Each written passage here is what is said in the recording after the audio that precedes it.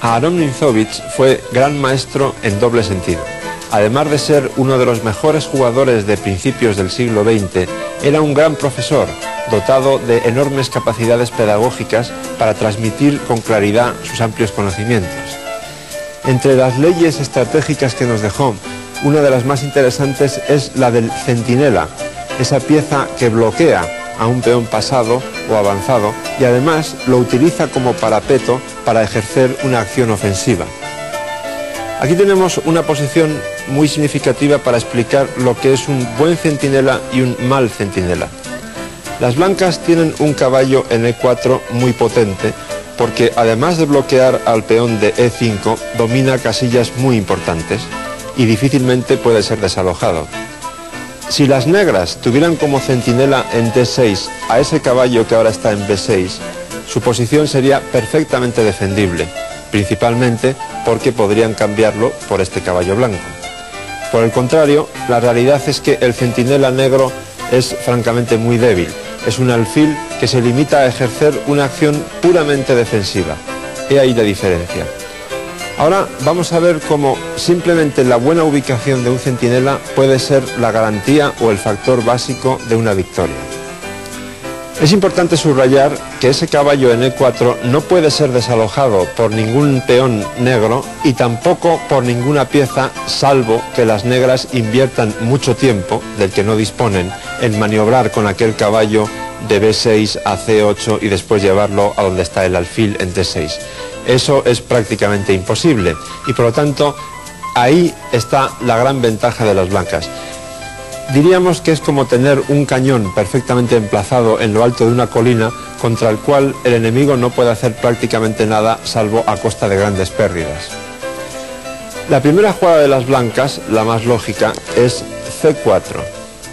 Se protege el peón atacado en D5 y además se fija la debilidad de este peón negro en C5. Las negras responden con otra jugada natural, doblando sus torres sobre el punto F2.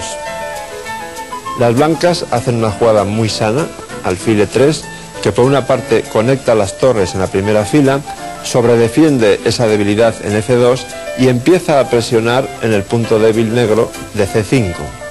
Las negras contestan con H6, que protege la casilla G5, eventualmente importante ante un futuro ataque, y también le da una casilla de escape al rey negro en H7. Las blancas entonces incrementan aún más la presión sobre el punto C5, hay que defenderlo, retrocediendo con la torre a C8, y ahora las blancas pasan decididamente al ataque con esta jugada, dama G4, que es realmente muy fuerte. Fíjense, en primer lugar se amenaza alfil por H6, porque este peón está clavado por la dama. Además, como se ve, se amenaza esta torre. Pero incluso en una acción que podríamos denominar como de rayos X, esta dama está presionando sobre aquella torre de C8, porque solo la defiende el caballo de B6, a su vez atacado por la torre de B5. Eso quiere decir que, por ejemplo, las negras no deben jugar torre F7, aquí, porque seguiría la simple combinación torre por B6, seguido de dama por C8. Tampoco pueden utilizar a la dama para defender la torre, porque la dama está atacada, y esto es importante recordarlo porque es un factor esencial en el desarrollo de la partida, está ligada a la defensa de ese alfil en D6 atacado por el caballo. Así que las negras juegan torre de F a F8. Las blancas capturan este peón que cae como fruta madura, pero no parece haber pasado nada especialmente grave, porque las negras también toman un peón, en este caso el de C4. Sin embargo, aquí aparece otro factor típico de la táctica del ajedrez, que es el de la pieza sobrecargada. La dama está al mismo tiempo defendiendo el peón y defendiendo ese alfil. Si este caballo desapareciese de C4, solamente la dama protegería el alfil y, como hemos dicho, está sobrecargada. La jugada lógica, por tanto, es activar la otra torre, que de momento no hace nada aquí, a C1 atacando el caballo. Si el caballo se va, caballo por alfil y la partida se ha terminado. Pero las negras todavía disponen de un recurso muy eficaz, que es atacar la torre con A6. La torre se mueve y entonces las negras consiguen defender ese caballo con el peón en B5, con el importante detalle de que a la combinación que empieza por torre por C4 seguiría B por C4 atacando a su vez la torre de B3. Por lo tanto, las negras todavía consiguen tener todo más o menos bajo control. Pero las blancas continúan con su plan lleno de lógica y juegan torre G3. Ahora ya hay 3 piezas atacando al peón de G7. Hay que defenderlo de alguna forma y la más lógica, casi la única, es torre C7. Una vez más da la impresión de que las negras consiguen aguantar, pero esa imagen es falsa. En realidad están perdidas gracias a una combinación realmente fina y eficaz al mismo tiempo. Alfil por G7.